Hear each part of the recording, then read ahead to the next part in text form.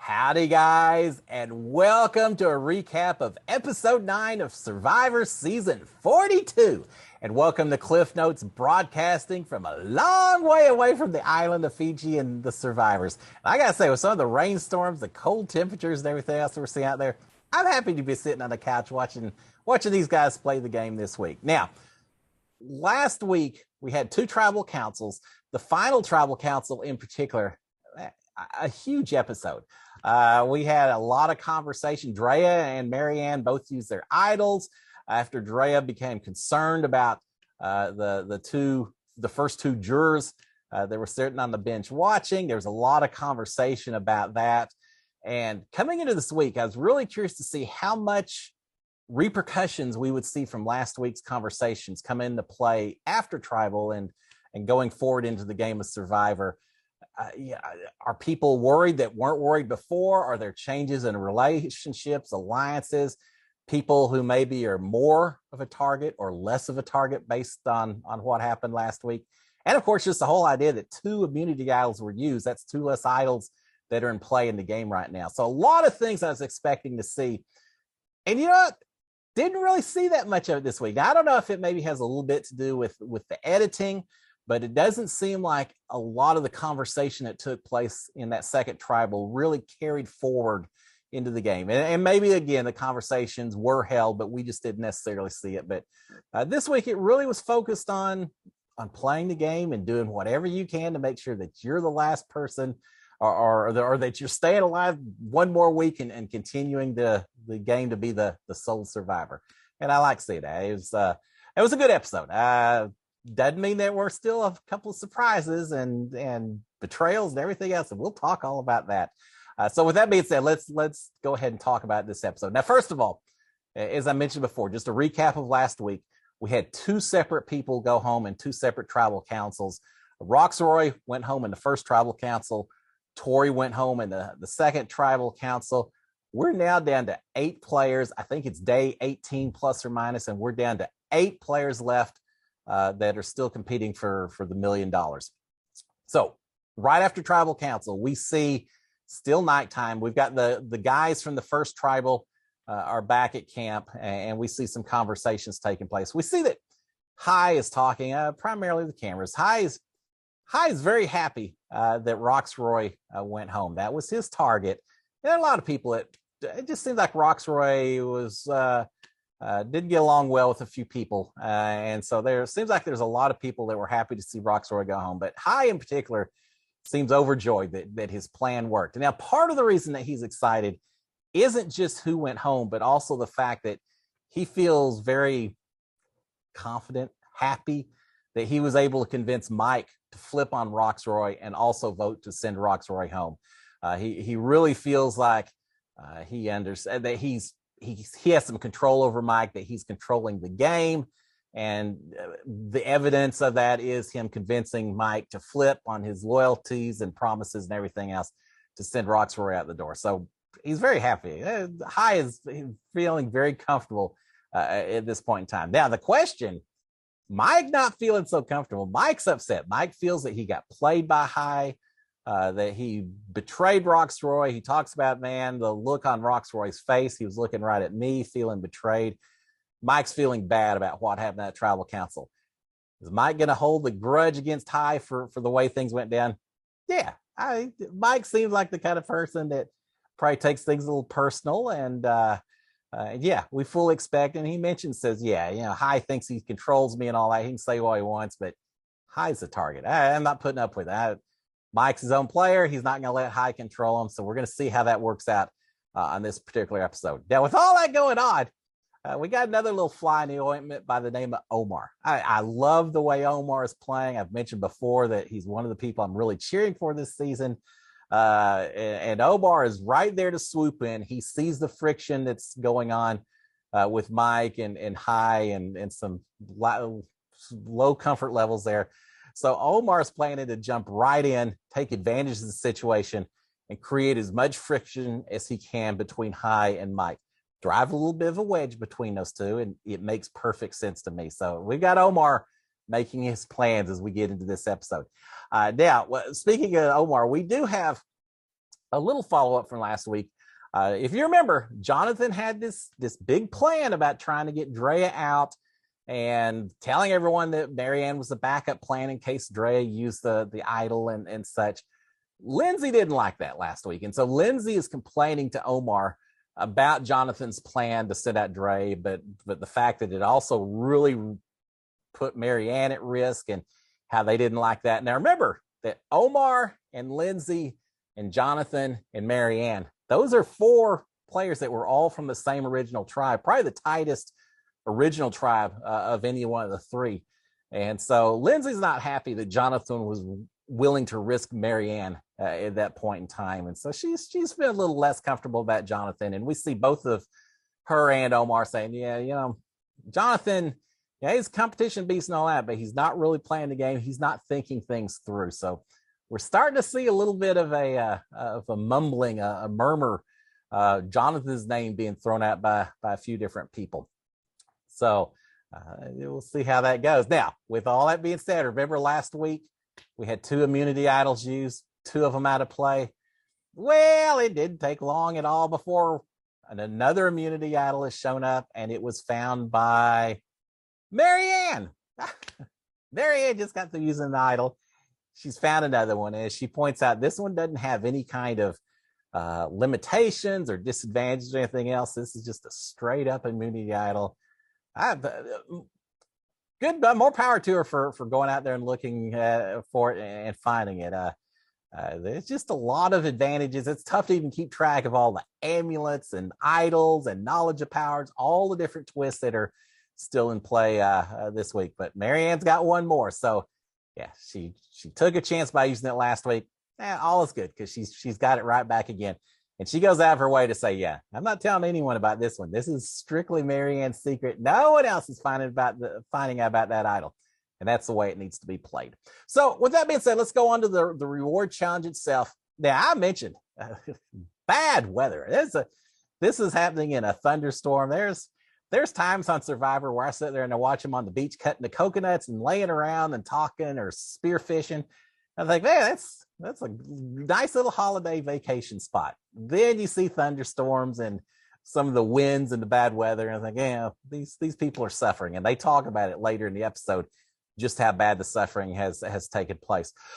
Excuse me. So the reward challenge this week, you got to carry a pretty basic. You got to carry a sandbag on a little pedestal through an obstacle course. Once you get to the end, you have to toss the sandbag up on the little circular disc.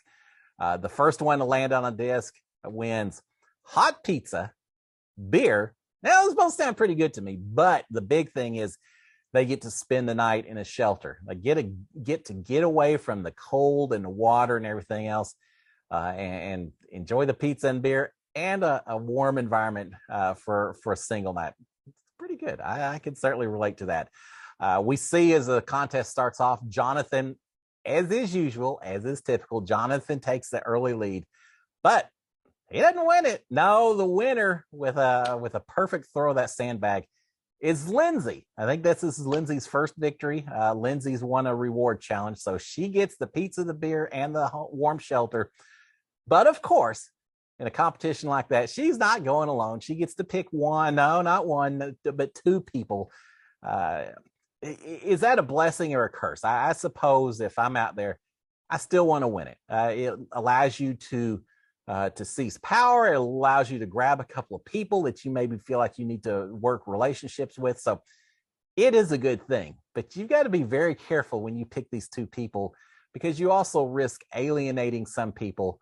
You risk leaving people behind that can talk about you potentially back at camp. It's a very fine balancing act when you do that. But Lindsay gets to take 2 people along with her, and she picks Omar and she picks Mike. It seems pretty smart to me. She's already tight with Omar, and this will give them the chance to tighten up a little bit more. But she also wants to bring Mike in. I got to say, Mike has exhibited such loyalty, except for Roxroy. But yeah, for the most part, Mike wants to be a loyal player, even if he isn't always as loyal as he would like to be. But based on that, if I'm Lindsay, I want to try to get him on my side as well, do everything possible, because I do think that you have a tight support if you can get him on your side at some point in time. So Lindsay's taken both of them to the shelter, and they're eating away. And of course, they start talking about strategies and wanting to work together and everything else. Now, later at Tribal, they deny it. Say, oh, we were just so happy to be out in the warmth. We didn't talk about any strategy at all. I think Mike says that, and no one's buying it. Hai says, yeah, I guess it's possible, but I don't believe it for a second. Yeah, you talk strategy. That's part of the game. But they do enjoy their time. Meanwhile, everyone else is back at camp. It's still raining. They're trying to change out palm fronds and fix the camp, but it just looks horrible. It looks pretty miserable. But we see that. We also see, in addition to Omar and Mike and Lindsay talking a little bit, we also see Hai really working on Lindsay, trying to get her loyalty. Hai has decided that this is a perfect time to go after Jonathan. And I can't disagree with Hai's strategy. We saw Jonathan every single episode is, if not winning a competition, if not carrying other people along back when it was team competitions. If he's not doing that, he's coming in very close every single time. So he definitely is a threat that if you wait too long, you won't have your chance. So Hai's got that. In addition, Jonathan had said back at the tribal council, that he was worried about some of the implications or suggestions when we had this whole conversation at tribal with Drea and Marianne, and I can see Hai maybe thinking that he could get some other people on board to go after Jonathan. So I understand why Hai thinks this is a perfect time to go after Jonathan, and he's trying to get Lindsay on his side to go along with it. And gosh, I didn't even talk about the nice, maybe not nice part. It's nice having the warmth, but the three, Lindsay and Omar and Mike, they don't just get pizza and beer and a warm environment. They got videos from home. I'm still upset I didn't get video from home while I was in the Big Brother house, but the three of them got Big Brothers, got videos from home. And at this point in the game, they're halfway there, a little more than halfway there.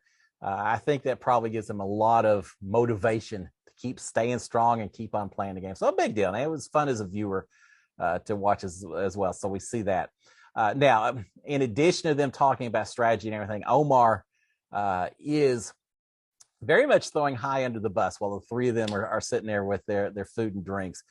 He is telling Mike that Hai said, oh, yeah, Mike is just my puppet. I control him. Well, Omar says later, yeah, maybe he didn't really say that to the cameras. He said, maybe he didn't really say that, but Mike doesn't need to know that. So Omar, again, just getting his digs in, trying to create that wedge, that division. So it's becoming obvious that really the two targets this week, potentially Jonathan, potentially Hai, depending on who has the power, who can gather in enough support for their particular side. So, yeah, we've got Omar definitely making a decision that he wants to go after Hai at this point in time, or at least make sure that Mike and Hai are not aligned with each other.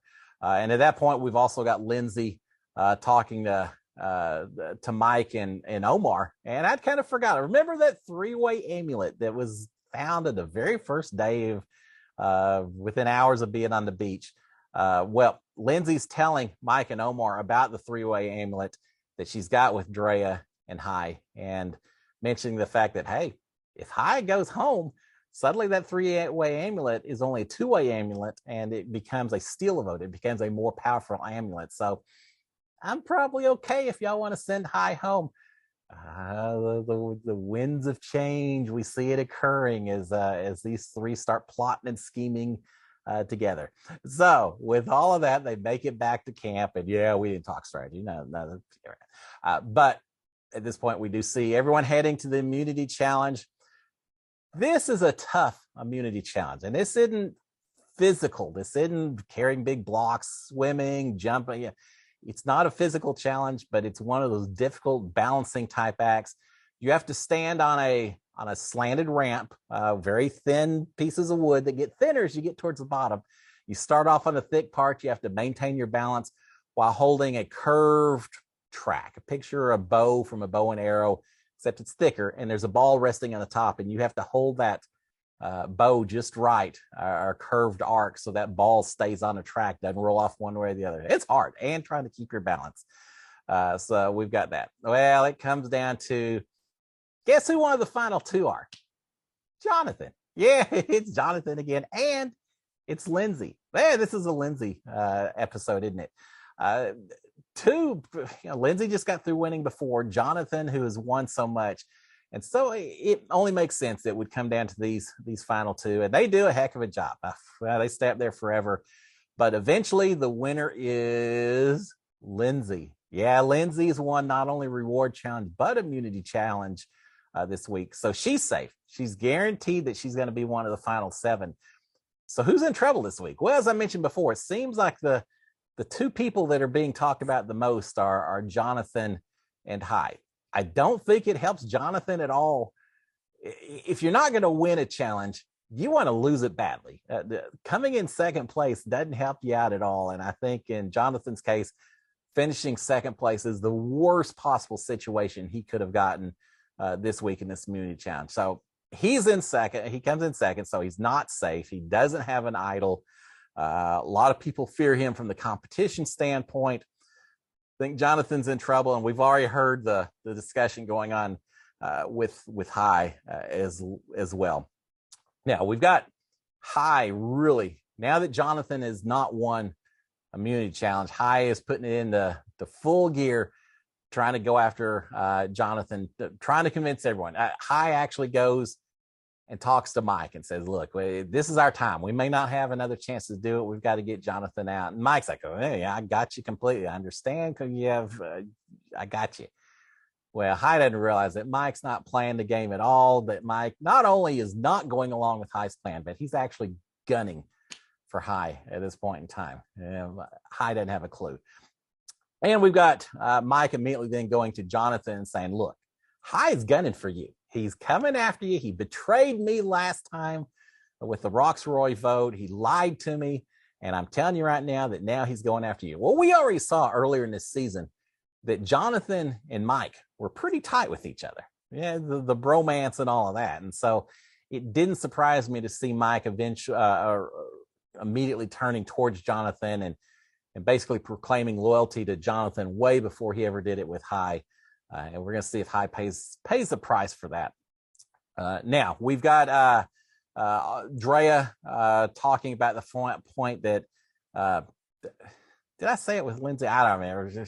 But Dre's talking about the fact that if Hai is gone, that her amulet of power also becomes one of only 2 and becomes a steal a vote. So she's seeing the implications, the advantage to her of sending Hai out the door also. Hai may be starting to, I don't know if Hai is starting to feel a little bit nervous or he is so confident. It seems like maybe he's so confident that he hadn't even thought of it, but he's talking to Jonathan and he wants to make sure that Jonathan feels very comfortable about his position in the game. Doesn't have any thinking that he may be going home because Hai doesn't want Jonathan using the shot in the dark. So he's got kind of a convoluted story. He's telling Jonathan saying, look, I found an idol. It was at the bottom of the water well. It was there. And look, I'm such a great guy that I don't want you to go anywhere, Jonathan. You and me, we're it. So if I feel like there's any reason at all that you're in danger, I'll play my idol for you, Jonathan. Well, Jonathan, anytime someone offers to play an idol for you to save you, you should be a little bit nervous. Now, yes, it's been done for real in past seasons, but I would always be a little nervous when someone starts making those kind of promises at this point in the game, especially. But Hai has made that promise to Jonathan, but Jonathan's not buying it. Jonathan said, there's no way. I don't believe he found the idol. I certainly don't believe he would ever play it on me. He's kind of spinning out of control. I just don't believe it. He's laughing about it with Omar, and Omar's like, yeah, no, there's no way. They're not buying the story that Hai is telling them. And so we got that. So Omar, again, I like the way Omar's playing the game. Omar is flipping the game as he considers at this point maybe going after Jonathan instead of Hai. He was all on board saying, yeah, if we've got to go Hai, then so be it. But he's got several arguments on why he would rather go for Jonathan at this point in time. He's got some good points. First of all, he might not have another chance to get out Jonathan. He feels like High has alienated enough people that he should be able to get High out at some later point in the game. And he feels like he has a fairly tight connection with High. High says at one point, says, look, Omar, you're the only person I trust. So Omar's saying, why should I get at High when he's such an obvious choice? Jonathan probably is a much better choice. So we see Omar really starting to push now to go after Jonathan. Not looking good for Jonathan, is it? So we're coming to tribal council, and we get lots of talk about running, sprinting. When you're a runner, do you need to keep the lead the whole time, or can you stay back a little bit? When's the best time to coast? Is there time where you kick it in gear when you make your move? Everything has to do with running, it seems like, at this tribal council. But we do have one little comment that raised some eyebrows, and this is Lindsay. Lindsay's talking about a comment. She says sometimes, or I think Jeff says, what's tonight's tribal about? Jeff's good about pulling stuff out of these contestants, right? He says, what's this tribal ultimately about? And Lindsay says, well, it's about making sure that we have an even playing field. A shot across the bow to Jonathan. Yeah, it seems like it. I mean, I immediately thought of Jonathan. The camera immediately is showing Jonathan kind of looking over. And I think everyone's picking up on the perception that she was talking about an even playing field from a physical, from a challenge standpoint. Now, High jumps in and says something about, some people are good intellectually, some people are good competitively, this, that. High is still trying to make sure that Jonathan feels completely safe so that Jonathan doesn't play a shot in the dark and ruin their plans. High is oblivious to this other plan that may be afoot. But yeah, Lindsay talks about that. Finally, it's time to vote. No shots in the dark played, no idols played. Unlike last week, no idols played. No shots in the dark. I'm really surprised. Jonathan was looking nervous enough. I would have expected him maybe to play it, except for the fact that Jonathan probably also is realizing that he's going to be a potential target from this point forward. And if there's any chance that he can survive this week, it saves that shot in the dark for next week. That's got to be his thinking. But anyway, so nothing is played. It's going to come down to strictly the votes, and in all honesty, at this point in time, I'm not really sure if it's Jonathan or High that's heading off the island to Ponderosa this week or not. I like when I don't know what's happening at Tribal. I like the enjoyment, the excitement of seeing the reveal. And this particular week, it is a reveal. It turns out, by a 6-2 vote, High is gone. Yeah, I was thinking Jonathan was in trouble this week. As it turns out, High voted to send Jonathan out the door. Romeo voted to send Jonathan out the door. Everyone else voted to send High out. Romeo's a little isolated. This isn't going to help him any. He obviously is not quite in tune with everyone else playing the game right now. So yeah, Romeo, I'm going to be a little curious to see what happens with Romeo next week, but High is gone this week. High takes it very well. He says, if I'm going to go out, this is the way I'd like to go out. And I applaud High. I think High was a pretty good player. His willingness to go to rocks against, was it Daniel? Way back. That seems like forever ago. But yeah, High was willing to take some chances to advance himself in the game. Did High overplay, or did he just upset the wrong person when he got Mike on his bad side? I think it's more the latter. I think everyone was okay with High going home. There were a lot of people that felt like High was trying to control the game too much. Sometimes it is true. You don't need to always be in the lead. Sometimes you need to sit back, let other people take charge. But I think everyone felt that High really was trying to control the game, was dangerous. No one's upset that he went home. But I think they would have been okay keeping High for just a little bit longer and perhaps targeting someone like a Jonathan if it hadn't been for Mike pushing as much as he did to target High instead. So yeah, at the end of the day, I really think High may have been in trouble no matter what, but the fact that he forced someone like Mike to kind of betray some loyalties and everything, Mike just wasn't going to let that be forgiven. And Mike has enough charisma and influence, I guess, with the rest of the tribe that he was able to make it happen. And High went home. And again, I'm a little bit of a surprise, but I think it would have happened eventually. Now, the big question before we sign off, implications to this. I've said that I think Omar's playing a pretty good game, and I like some of what he's doing, trying to create wedges and relationships, etc. But at the end of the day, this week, Omar did not get his wish. He wanted Jonathan gone. Now, having said that, he turned around and he voted for High as well. So I think he saw the writing on the wall. But certainly, this was a little bit more of a victory for Mike than it was Omar this week. We'll see how it all turns out. And certainly now, I think we're going to see Mike and Jonathan become incredibly tight with one another. Jonathan knows he's at risk. I think Mike coming to him saying that High was targeting him, it's just pulling the two of them together. I think they're going to feel like they may not be able to trust anyone as much as each other. So I see these two guys only growing tighter and tighter together. I don't know. It's going to be fun. I think Romeo's on the outs. Omar's still playing a good game. Didn't quite work out this week. Mike and Jonathan together, and we still have Drea and Marianne with all kinds of twists and advantages. And I'm still waiting to see when that knowledge of power is going to be played as well. So I expect next week it's going to be another firework episode. I think it's going to be a lot of fun.